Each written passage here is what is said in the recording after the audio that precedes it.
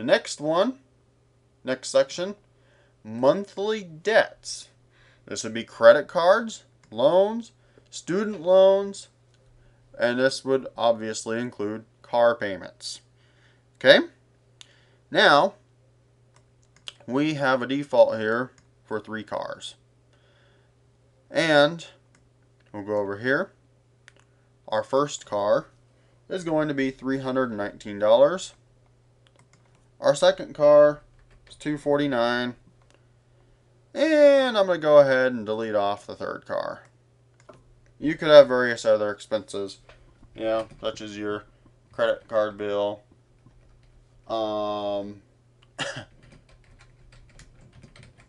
and whatever else you might have, student loans, things like that. Okay, you could put those there. And that's those. And now we move on. We have a disclaimer, and you just check off the box and click on the submit button to get your report. Now here's the report. Now real quick, do you remember all those expenses that we had that we left behind? Well, guess what? They're listed in the expense report, even though there are no expenses. You see how that works? Okay, it lists them if it finds something there. Alright? So if you've used that field and it has something there, it'll display it. And if you don't use the field, then it won't display it. So real quick, let's just go back and go ahead and delete those out. Go back to the entry blanks here. Okay, now you see all these expense categories that I have. We're going to go ahead and delete them out real quick.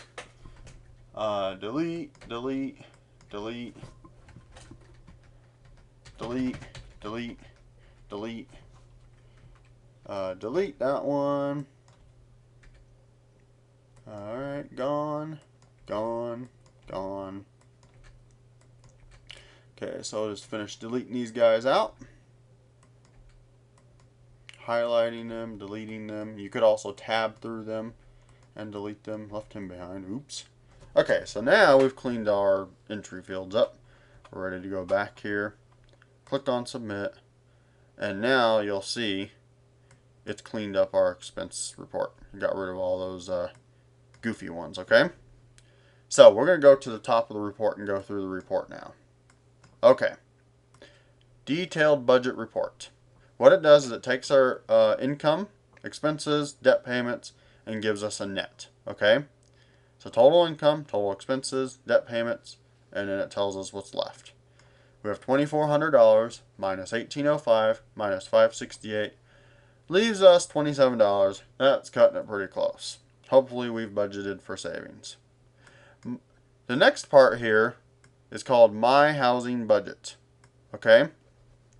What this tells you is that what your housing budget could be per month. Okay? If you were to get a real estate mortgage.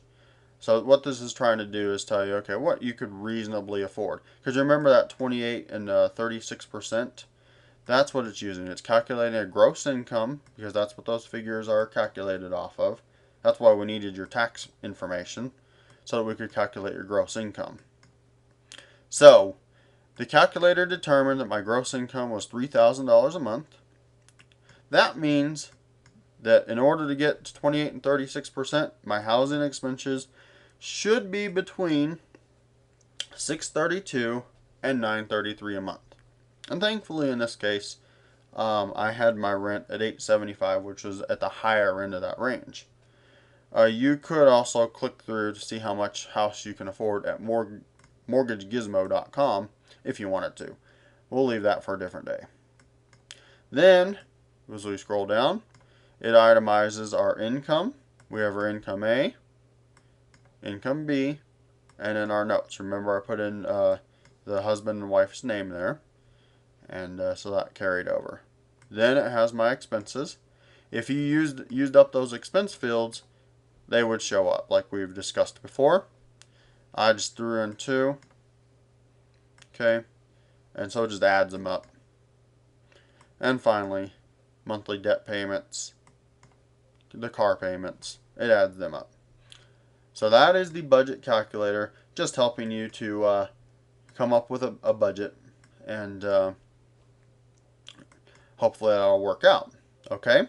Now, if you have questions for us at morecalculators.com, you can go to the morecalculators.com homepage, and then scroll down to our morecalculators.com help center.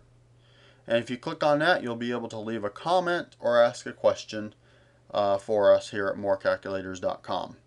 Thank you very much, and have a great day.